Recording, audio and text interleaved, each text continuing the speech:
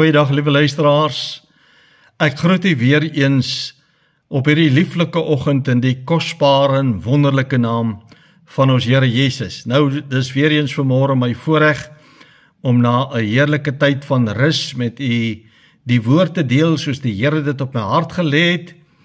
En vanmôre gaan ek met u praat oor 'n aspek van gebed wat die Here een nag in my hart wakker gemaak het. Ek wil dit graag met u deel, omdat dit vir my baie kosbaar was. Miskien is dit vir iemand anders ook kosbaar wat hierna luister. Nou vriende, ek wil maar net sê, terwyl ek in gemeentelike bediening was dit een van die onderwerpe waarop ek baie gefokus het, en dit was gebed.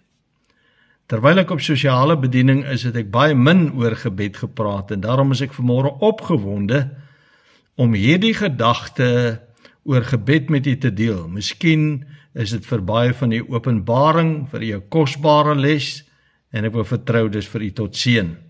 Ons lees vanmôre 'n baie interessante en aangrypende verhaal uit die Ou Testament. Ons lees in 1 Samuel 1 vers 4 tot 18, en ons lees van Hanna wat in die tempel gebid het en die Here vertrou het vir 'n seun. Samuel is sy naam. Kom ons lees saam. 1 Samuel 1 vanaf vers 4 tot 18. En op 'n dag het Elkana geoffer, en aan sy vrou Penina en al haar seuns en haar dogters dele van die offervleis gegee. Maar aan Hanna het hy 'n dubbele deel gegee, want hy het Hanna liefgehad.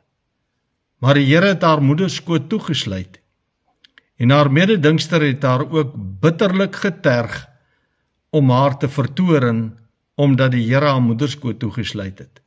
So het hy gedoen van jaar tot jaar, telkens as sy opgaan in die huis van die Here, so het sy haar geterg, dat sy geween het en nie wou eet nie. En haar man Elkana sê vir haar, Hanna, waarom ween jy? En waarom eet jy nie? En waarom is jou hart bedroef? Is ek vir jou nie beter as 10 seuns nie? Toe staan Hanna op nadat hulle geëet en nadat hulle gedrink het in Silo, terwyl die priester Eli op die stoel sit by die deurpos van die tempel van die Here.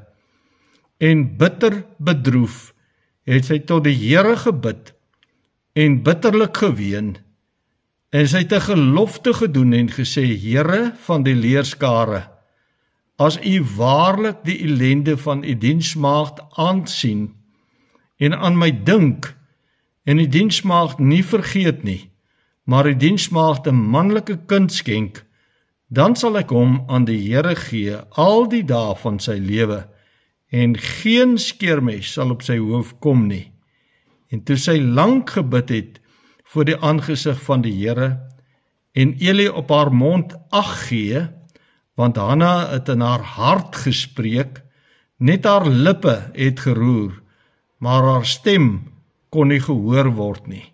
Het Eli gedink dat sy dronk was, en Eli sê vir haar, hoe lank wil jy jou soos 'n dronk mens gedra? Sit jou wyn van jou af weg.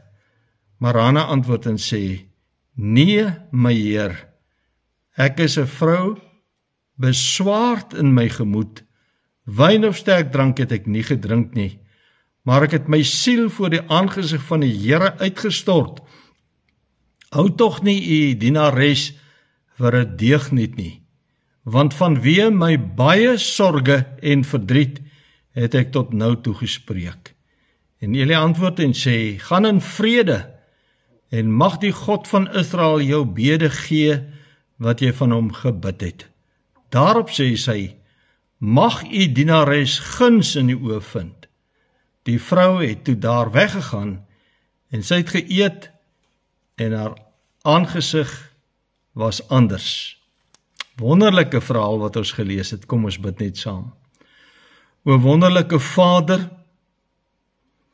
baie dankie dat ons weet, daar's niemand wat ons harte ken soos U nie. Daar's niemand wat ons gedagtes weet nie. Daar's niemand wat ons behoeftes ken en ons nood en ons hartseer ken soos U nie. Ek dink aan hierdie verhaal wat ons vanmôre gelees het. Hierdie vrou Hanna, wat 'n begeerte na 'n seun gehad het. En daar in die tempel gebid het, na U geroep het en gesê, Here, wees my genadig. As U aan my 'n seun gee, sal ek hom vir altyd aan U offer. Ek sal hom vir U weggee. Sy het 'n Nasarener gelofte gemaak, dat sy hierdie seun aan U sal wy. Ag Here, so wil U dalk ook vanmôre deur hierdie boodskap tot iemand se hart spreek wat 'n behoefte het, wat 'n nood het, wat 'n verlange het, dat U daardie gebed in hulle hart moet hoor en verhoor. Ons bid dat U vir ons sal kom leer, ons bid dat U vir ons sal kom seën en dat U verheerlik sal word in Jesus se naam. Amen. Nou vriende, ek wil graag weer 'n paar verse uit ons geleesde gedeelte aan U voorhou, waar Hanna gebid het. En eintlik is dit reeds 'n antwoord op die tema waaroor ons vanmôre praat. Vanoggend se tema is 'n vraag, maar dis so 'n kosbare gedagte wat ek vanmôre met U wil deel. Toe die Here dit op my hart lê, het ek net besef, daar is soveel om daaroor te sê. Kom ons lees net weer 1 Samuel 1 vers 10 tot 13. En daar staan geskryf, en bitter bedroef het sy tot die Here gebid en bitterlik geween. En sy het 'n gelofte gedoen en gesê, Here van die leerskare, as U waarlik die ellende van die diensmaagd aansien en aan my dink, en die diensmaagd nie vergeet nie, maar U diensmaagd 'n manlike kind skenk, dan sal ek hom aan die Here gee al die dae van sy lewe. Sy sal hom tot die Here toewy. En geen skeermes sal op sy hoof kom nie. So dis die Nasareer belofte wat sy ook afgelê het. Vers 12. En toe sy lank gebid het voor die aangesig van die Here, en Eli op haar mond ag gee, want Hanna het in haar hart gespreek, net haar lippe het geroer, maar haar stem kon nie gehoor word nie, het Eli gedink dat sy dronk was. Nou ja, vanmôre praat ons oor hierdie interessante tema, wat eintlik 'n vraag is, hoor en verhoor God sagte of stil gebede? Nou vriende, ek wil vir u vertel, hoe ek een nag vir ure lank wakker gelê en saggies met die Here gepraat het. Maar ek het so saggies gebid, dat ek nie my vrou wakker gemaak het nie, want ek wou haar nie wakker maak nie. Maar ons gewoonte is natuurlik, my en my vrou se gewoonte is natuurlik nou al vir jare, om hardop voor mekaar te bid. Ons kan nie meer saggies bid nie. Meeste van die tyd hou ons saam stilte tyd. Dis die wonderlikste ervaring om saam met my vrou stilte tyd te hou, omdat ek 'n godvreesende vrou het, 'n vrou wat die Here liefhet en die Here dien, en is my lekker om saam met haar stilte tyd te hou. En dan bid albei van ons hardop. Die een bid voordat ons Bybel gelees het, en die ander een bid nadat ons Bybel gelees het. Die eerste ene wat bid, kry gewoonlik die kans om lank te bid. En albei van ons sien gewoonlik uit na daardie geleentheid. Die volgende dag dan ruil ons om. Ons het nou so gewoond geraak om hardop te bid, dat ons nie meer weet hoe om saggies te bid nie. Nou vriende, om saggies te bid is natuurlik nie so maklik nie, want eerstens verloor jy nie net jou konsentrasie nie, maar jy kan ook nie doelgerig 'n lang stil gebed bid nie. Dis wat ek ervaar. As ek lank bid, dan bid ek baie deur mekaar. Is nie meer 'n doelgerigte gebed nie. Of jy raak in die slaap, omdat jy nie meer gewoond is daaraan om saggies te bid nie. Nou, ek het jare terug 'n vriend leer ken, wat waarlik die Here gedien het, en hy vertel vir ons dat hy 'n aand laat van die werk af gekom het. Sy gewoonte is, voordat hy gaan slaap, dan kniel hy langs sy bed en hy bid sy gebed, sy aandgebed, en dan klim hy in die bed en hy slaap. Hy sê, maar hy het nog so gebid, toe skud sy vrou aan hom. En hy is verontwaardig, hy sê vir haar, my vrou, kan jy nie sien ek bid nie? En sy sê vir hom, my man, jy bid nie, jy snork. Nou ja, dit is die probleem van sagte gebed. Baie mense kan weer glad nie hardop voor ander mense bid nie. En persoonlik dink ek, ons moet eers leer om hardop in ons binnekamer te bid, om hardop met die Here te praat, want dit sal ons inspireer en dit sal ons vrymoedigheid gee om ook hardop voor ander mense te kan bid. Dit was vir my in die begin baie moeilik om hardop voor ander mense te bid, totdat ek geleer het om hardop in my binnekamer te bid. Maar terwyl ek daardie nag daar lê en saggies bid, of met die Here praat en onder andere vir my vrou, vir my kinders en baie ander mense wat op my gedagtes was, gebid het, toe kom hierdie gedagte by my op. Hoor en verhoor die Here iemand se sagte of stil gebede. Want ek het so saggies gebid, my vrou kon my nie hoor nie, ek kon myself nie eintlik hoor nie. Dit het my gedagtes so besig gehou, dat ek net daar en dan besef het, dis regtig 'n baie interessante onderwerp om oor te praat. Miskien is daar dalk ook ander mense, wat al met hierdie selfde vraag in hulle gemoed geloop het, en geworstel het daaroor. Ek bid dan nou so saggies, ek kan myself nie eens hoor nie, hoe hoor die Here wat ek bid? En daarom praat ons dan vanmôre oor hierdie tema, hoor en verhoor God sagte of stil gebede. Eerstens moet ons onsself die vraag afvra, vind ons voorbeelde van harde, hoorbare gebede en aan die een kant en sagte, stil gebede aan die ander kant? Vind ons dit in die skrif? Ja, verseker, vind ons voorbeelde van harde, hoorbare gebede en sagte, stil gebede. Eerstens, vriende, moet ons mooi verstaan dat enige gesprek wat ons met die Here voer, of selfs as ons na die Here roep en sê, Here help, Here hoor my, Here verhoor my, wat dit ook al mag wees, is ons om die een of ander rede tot die Here roep, dit maak alles deel van gebed uit. Wanneer ons in gesprek is met die Here of na die Here roep, enige gesprekvoering met die Here is 'n gebed.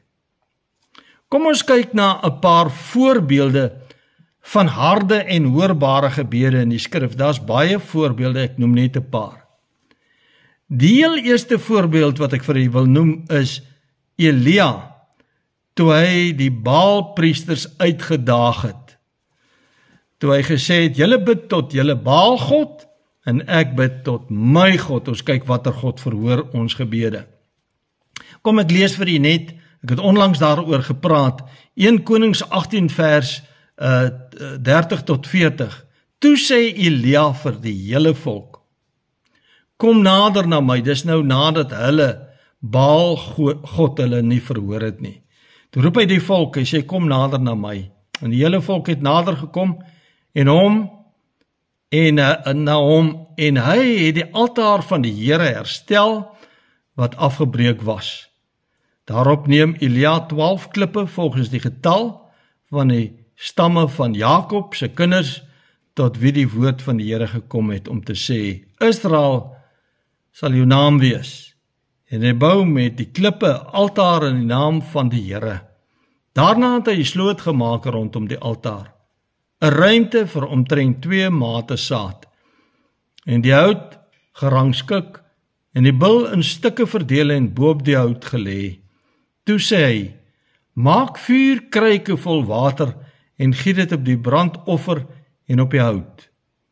En op die tyd dat hulle die spysoffer bring, het die profeet Elia nader gekom en gesê, Here God van Abraham, Isak en Israel, laat dit vandag bekend word dat u God in Israel is, en ek u knegt, en dat ek al hierdie dinge op u woord gedoen het.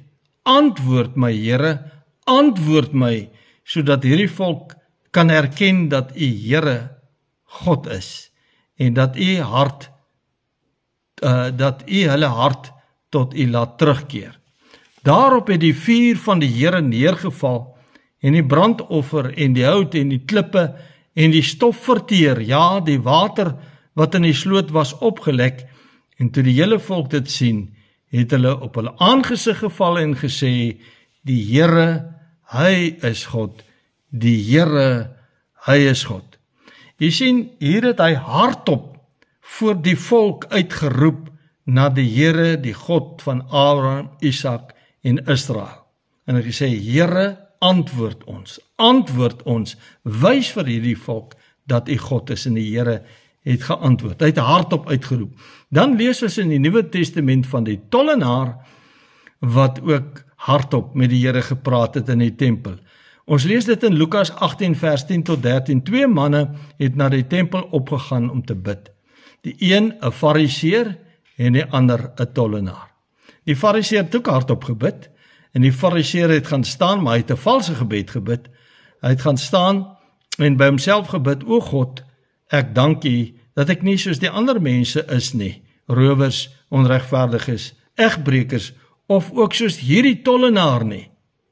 Ek vas 2 keer in die week, ek gee 10% van alles wat ek verkry, en dan staan daar verder geskryf. En die tollenaar het ver weggestaan en wou selfs nie sy oë na die hemel ophef nie, maar het op sy bors geslaan en gesê, o God, wees my sondaar genadig. Dis al wat hy gebid het.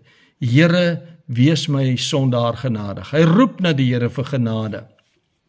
Die kwaaddoener aan die kruis het 'n gebed tot Jesus gebid in Lukas 23 vers 42 en 43 en hy sê vir Jesus, dink aan my Here, wanneer U in die koninkryk kom.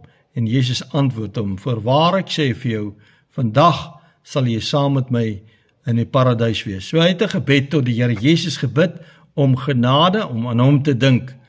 En dan 'n ander voorbeeld is die besetene van Gadara, waarvan ons lees in Lukas 8 vers 27 tot 29. En toe hy aan wal uitklim, dis nou Jesus, kom 'n sekere man uit die stad om tegemoet, wat vir 'n geruime tyd van duiwels besete was, en geen klere gedra het nie. Hy het ook nie in 'n huis gewoon nie, maar in die grafte. En toe hy Jesus sien, skreeu hy uit en val voor hom neer en sê met 'n groot stem, wat het ons met U te doen, Jesus, seun van die Allerhoogste God? En nou, ek bid U, moet my nie pynig nie, want hy het aan die onreine gees bevel gegee om uit die man uit te gaan. Dis nou hierdie man wat tot Jesus bid en sê, moet my nie pynig nie, ek bid U, moet my nie pynig nie. So, hardop gebede is daar baie voorbeelde. Die laaste harde en hoorbare gebed wat ek aan u wil voorhou, is waar Jesus, terwyl hy aan die kruis gehang het, tot sy Vader gebid het. En dit is vir ons opgeteken in Lukas 23 vers 34. En daar staan geskryf, en Jesus sê, ons kan sê, en Jesus bid, Vader, vergeef hulle, want hulle weet nie wat hulle doen nie. En hulle het sy klere verdeel en die lot daaroor gewerp. Jesus het oor sy vervolgers vergifnis gebid en gevra, Vader, vergeef hulle, en ons glo baie van hulle het tot bekering gekom en Jesus as die koning en die redder en die saligmaker van elke sondaar erken en aanvaar. Volgende kyk ons na die voorbeelde van sagte en stil gebede in die skrif. Die eerste wat ek aan u wil voorhou is natuurlik Hanna wat in die tempel gebid het. Ons het dit vanmôre gelees. Ek hou weer daardie 4 verse wat ek as teks van oordenking aan u voorgehou het, wil ek weer vir u lees. 1 Samuel 1 vers 10 tot 13. En bitter bedroef het sy tot die Here gebid en bitterlik geween. Dit gaan saam. Sy het bitter bedroef tot die Here gebid en bitterlik geween. En sy het 'n gelofte gedoen en gesê, Here van die leerskare, as u waarlik die ellende van die diensmaagd aansien en aan my dink, en die diensmaagd nie vergeet nie, maar u diensmaagd 'n manlike kind skenk, dan sal ek hom aan die Here gee al die dae van sy lewe. sy wy hom vooraf aan die Here toe, tot diens van die Here. En sy sê verder, en geen skeermes sal op sy hoof kom nie, is die Nasareër belofte wat sy afgelê het. Dan lees ek ook vers 12 en 13, en toe sy lang gebid het voor die aangesig van die Here, en Eli op haar mond ag gee, want Hanna het in haar hart gespreek, met haar lippe, net haar lippe het geroer, maar haar stem kon nie gehoor word nie. Het Eli gedink dat sy dronk was. Net haar lippe het geroer, maar jy kon nie haar stem hoor nie, sê hierdie skrifgedeelte. So sy het saggies gebid, maar haar hart was bedroef en sy het bitterlik geween. Ons vind 'n soortgelyke voorbeeld van koning Hiskia in 2 Konings 20 vers 1 tot 6 en daar staan geskryf: In die dae het Hiskia dodelik siek geword en Jesaja die seun van Amos, die profeet, het by hom gekom en vir hom gesê: So spreek die Here, gee bevel aan die huis, want jy sal sterwe en nie lewe nie. Toe draai hy sy aangesig na die muur en ons aanvaar as na Jesaja uit is. En hy het gebid tot die Here en gesê: Ag Here, dink tog daaraan dat ek voor die aangesig in trou en met 'n volkome hart gewandel het en gedoen het wat goed is in die oë. En Hiskia het bitterlik geween. En Jesaja het die middelste voorhof nog nie uitgegaan nie. Of die woord van die Here het tot hom gekom en gesê: Draai om en sê vir Hiskia, die vors van die volk: So spreek die Here, die God van jou vader Dawid. Ek het jou gebed gehoor, ek het jou trane gesien. Kyk, ek sal jou gesond maak.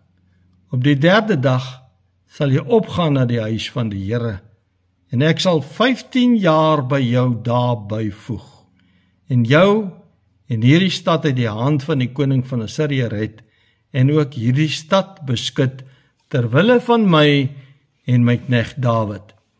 Die Here het sy sagte gebed gehoor. Hy het na die muur gedraai, het met die Here gepraat en het bitterlik geween. Ons lees dan ook Samson. Samson, nadat hulle hom in die tronk gegooi het, die Filistyne hom in die tronk gegooi het, sy oë uitgesteek het, sy hare afgesny het, met hom die spot gedryf het hulle hom nou daar in die arena gehad en hy moes nou voor hulle, ek weet nie wat doen nie, hulle het met hom openlik die spot gedryf.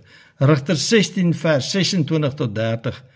Daarop sê Samson aan die dienaar wat hom aan die hand hou: Laat my staan en laat my die pilare betas waar die huis op rus, dat ek daarteen kan leun.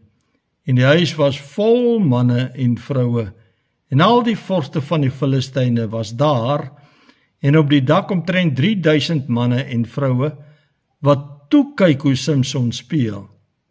Toe roep Samson, maar hy het saggies geroep na die Here. Toe roep Samson die Here aan en sê: Here, Here, dink tog aan my, en versterk my tog net hierdie keer, o God, dat ek my oor een van my 2 oë op die Filistyne kan wreek.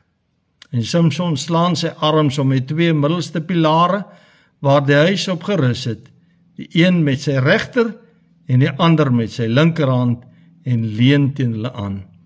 En Samson sê: Laat my sterwe saam met die Filistyne. Hy bid verder: Here, laat my sterf saam met die Filistyne, en hy buig hom met krag, sodat die huis inval op die vorste en op die mense wat daarin was.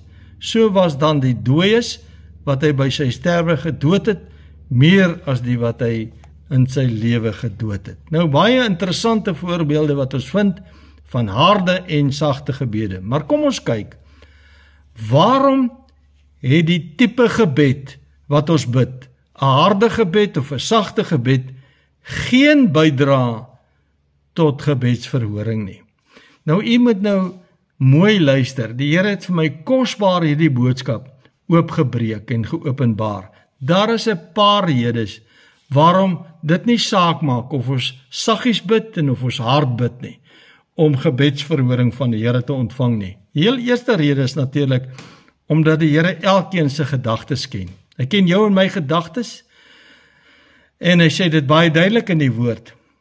En nou moet ons onsself die vraag afvra, maar hoe is dit moontlik dat God almal se gedagtes op aarde ken?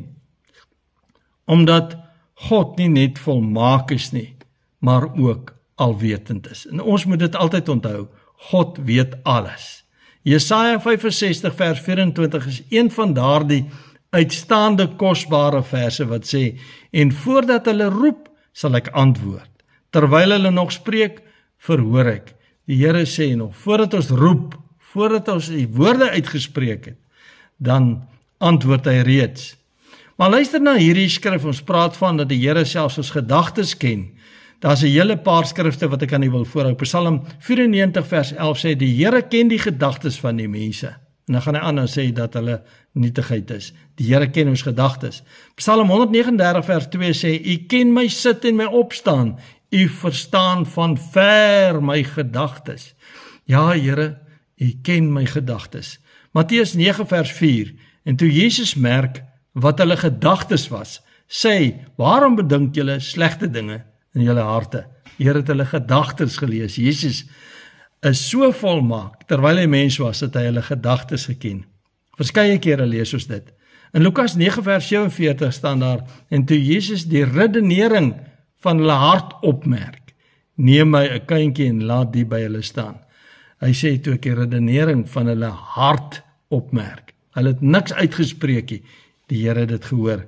Dan ook 1 Korintiërs 4 vers 5, daarom moet julle nie voor die tyd oordeel, voordat die Here kom nie, wat die verborge dinge van die duisternis in die lig sal bring, en die bedoelinge van die harte openbaar sal maak, en dan sal elkeen lof van God ontvang. Hoorie wat sê die woord, dag wanneer Jesus kom, sal hy al die verborge dinge van die duisternis in die lig laat bring, en die bedoelinge van die harte openbaar maak. Maar 'n tweede rede waarom dit nie saak maak, of ons hart of sag bid nie, God kan selfs drome uitlê, of openbaar maak, want God weet selfs wat ek droom. Dis die gedagte. Genesis 41 vers 15 en 16 sê, toe sê Farao vir Josef, ek het 'n droom gehad, en daar is niemand wat dit kan uitlê nie, maar ek het van jou hoor verklaar dat jy 'n droom net hoef te hoor om dit uit te lê. En dan sê vers 16, en Josef het Farao geantwoord en gesê, niks vir my nie, God sal Farao 'n gunstige antwoord gee. En dit gaan oor die 7 vetkoeie en die 7 maarkoeie waarvan hy gedroom het. 7 vetjare en die 7 droogtejare. En dan ook in Daniël lees ons waar koning Nebukadneser is nou 'n lang gedeelte, ek gaan dit nie lees nie, ek kan self Daniël 2 vanaf vers 1 tot ek dink 22 gaan lees, waar hy koning Nebukadneser se droom, wat hy gedroom het, vir hom uitgelê het, eerstens te kenne gegee het wat sy droom was, en toe ook uitgelê het, en die besweerders en die towenaars van koning Nebukadneser kon dit nie uitlê nie, maar die Here het aan Daniël die wysheid gegee om dit te kon uitlê. En ek wil vir u net lees daar in Daniël 2 vers 16 tot 22. Daarop het Daniël ingegaan en die koning versoek dat hy hom tyd moet gee om die uitlegging van die koning te kenne te gee. Toe gaan Daniël na sy huis en maak Anania, Mishael en Azaria sy metgeselle die saak bekend, en dat hulle barmhartigheid van God, die God van die hemel moes afsmeek oor hierdie geheim, sodat hulle Daniël sy metgeselle saam met die oorige wyse manne van Babel nie sou ombring nie. Daarop is in 'n naggesig die geheim aan Daniël geopenbaar, wat hy gedroom het, wat Nebukadneser gedroom het, want hy wou nie sy droom weggee nie. Toe Daniël die God van die hemel geloof, Daniël het toe gespreek en gesê, mag die naam van God geprys word van ewigheid tot ewigheid, want die wysheid en die krag is syne. Hy tog verander die tye en geleenthede, hy sit konings af en stel konings aan, hy verleen wysheid aan die wyse manne en kennis aan die wat insig het. En dan vers 22. Hy openbaar ondeurgrondelike en verborge dinge. Hy weet wat in die duisternis is en die lig woon by hom. Wonderlike gedagte dat die Here ook vir Daniël die vermoë kon gee om Nebukadneser se droom uit te lê. Maar vriende, dit maak mos nie saak of ons sag bid en of ons hard bid nie. God weet alles. God ken alle geheime van alle mense se harte. Matteus 1 vers 18 tot 21. Die geboorte van Jesus Christus was dan so, toe sy moeder Maria verloof was aan Josef, voordat hulle saamgekom het, met ander woorde, voordat hulle getroud was en gemeenskap gehad het, is sy swanger bevind uit die Heilige Gees. En Josef, haar man, omdat hy 'n regverdige was, hy was 'n regverdige man van God, en onwillig om haar openbaar te maak dat sy swanger is, het hom voorgeneem om in die geheim van haar te skei. Maar terwyl hy dit in die gedagte gehad het, nog net gedagte gehad het om van haar te skei, verskyn daar 'n engel van die Here in 'n droom aan hom en sê, Josef, seun van Dawid, wees nie bevrees om Maria, jou vrou, by jou te neem nie, want wat in haar verwek is uit die Heilige Gees, en sy sal 'n seun baar, en jy moet hom Jesus noem, want dit is hy wat sy volk van hulle sondes sal verlos. Die laaste voorbeeld wat ek vir u wil noem, waarom het nie saak maak of ons hard of sag bid nie, want God weet selfs van alle verborgde dinge in almal se lewe. Daai geheime dinge, wat jy gedoen het, wat niemand anders weet nie, net God weet dit. Markus 4 vers 22, want daar is niks verborge, wat nie openbaar sal word nie, en daar is niks weggesteek nie, of dit moet in die lig kom. God weet van elke geheimenis. Ek sê altyd, daardie moordenaar, daardie verkragter, daardie rower, wat met dit weggekom het wat hy gedoen het, sal eendag vir die Here rekenskap gee. Maar vriende, waarom die tipe gebed wat ons bid, harde of sagte gebed, geen bydra tot gebedsverhoring het nie, is omdat gebedsverhoring afhang van geloof. Ons gaan 'n bietjie verder, ons het gesê, Here weet alles, maak nie saak of ek sag of hard bid nie. Die Here weet alles, hy weet wat in my gedagtes is, hy weet wat my begeertes is, hy weet wat my behoefte is, hy weet wat my nood is, hy weet wat my bekommernis is, my hartseer is, alles, hy weet alles. Maar, daar's niks wat kan bydra tot my gebedsverhoring, behalwe geloof, ware geloof in die Here nie. Jakobus 5, vers 14 en 15 sê, is daar iemand siek onder julle? Laat hom die ouderlinge van die gemeente inroep, en laat hulle oor hom bid, nadat hulle hom in die naam van die Here met olie gesalf het, en nou sê die Here hierdie ding, en die gebed van die geloof sal die kranke red, en die Here sal hom oprig. So, dit gaan baie oor my geloof. Geloof by die sieke, geloof by die bidder. In sommige gevalle dan kry ons die gevoel, die geloof moet by die sieke wees. In ander gevalle kry ons die gevoel, of die gedagte, die geloof moet by die bidder wees. Maar dan moet geloof wees, dat ons weet, die Here sal ons gebed verhoor, omdat ons waarlik die geloof het, dat die Here hierdie persoon sal aanraak. Hy sê, en die gebed van die geloof sal die kranke red. Die laaste gedagte is, omdat gebedsverhoring afhang van God se wil, en hierdie is 'n baie moeilike saak om te verstaan. Ons bid baie keer in die geloof, en ons is absoluut oortuig dat die Here daardie gebed gaan beantwoord, en gaan verhoor, want die Here Jesus sê, alles wat julle in my naam vra, dit sal ek vir julle gee. Maar, dit gaan ook oor God se wil. Alles hang van God se wil af. In Johannes 9 vers 31 staan daar geskryf, ons weet dat God nie sondaars verhoor nie, maar as iemand Godvreesend is, en sy wil doen, die verhoor hy. So, dit gaan oor God se wil, doen ek God se wil, leef ek God se wil, leef ek binne God se raamwerk vir my lewe. Wat is die wil van God, ons Vader? Dat hy sondaars wil red, dat ons almal tot bekering moet kom. Elkeen moet Jesus Christus as sy of haar verlosser leer ken. En dit lees ons in die woord. Jesus het self gesê in Matteus 7 vers 21, nie elkeen wat vir my sê, Here, Here, sal ingaan in die koninkryk van die hemele nie, maar hy wat die wil doen van my Vader wat in die hemele is. Dis God se wil dat elke sondaar hom of haar tot God moet bekeer. Dis God se wil. Dis ook God se wil dat ons hom moet gehoorsaam. Johannes 9 vers 31, ek nou net vir u gelees, en ons weet dat God nie sondaars verhoor nie, maar as iemand Godvreesend is en sy wil doen, die verhoor hy. So, dis baie belangrik dat ons aan God gehoorsaam moet wees. As ons sy kinders is, wees gehoorsaam. En dat ons heilig moet lewe, dis die wil van God, dat ons heilig moet lewe. 1 Tessalonisense 4 vers 3 sê, want dit is die wil van God, julle heiligmaking, dat julle heel moet onthou van hoerery. Dis God se wil, julle heiligmaking, dat julle heilig moet leef, en dat ons altyd heiligmaking in ons lewe moet nastreef, as ons God se kinders is.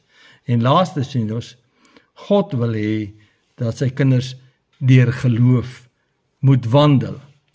Hebreërs, dis God se wil, dat ons deur die geloof moet wandel, en deur die geloof moet optree, Hebreërs 11 vers 6. En sonder geloof is dit onmoontlik om God te behaag, want hy wat tot God gaan, moet glo dat hy is en 'n beloner is van die wat hom soek. Die Here wil hê siekes moet genees. Dit is God se wil. Maar vriende, God genees net iemand wanneer dit sy wil is. Jakobus 5 vers 16 en 18 het gesê, bely mekaar julle misdade. So baie keer is dit belangrik dat ons ook ons misdade, ons oortredings teenoor mekaar eers moet bely. Bid vir mekaar, sodat julle gesond kan word. En dan sê die Here, die vurige gebed van die regverdige het groot krag. En wat bedoel hy met die vurige gebed? Hy bedoel 'n ernstige, dringende gebed. Die gebed van die regverdige. Vurige gebed. Ernstige en 'n dringende gebed. In geloof. En daardie vurige gebed het groot krag. Daarom moet ons altyd weet, die Here wil ons gebede verhoor. Maar dit gaan alles oor geloof, of ons reg met God wandel, en dan natuurlik ook, of ons binne die wil van God bid. Ons het nou gesien, al hierdie voorbeelde wat ek vir u genoem het, al daardie gebede die Here beantwoord, ook Hanna se gebed, Hiskia se gebed, Samson se gebed, almal se gebede het die Here verhoor en beantwoord. Ook Jesus se gebed natuurlik, baie gebid het, Vader vergeef hulle, want hulle weet nie wat hulle doen nie.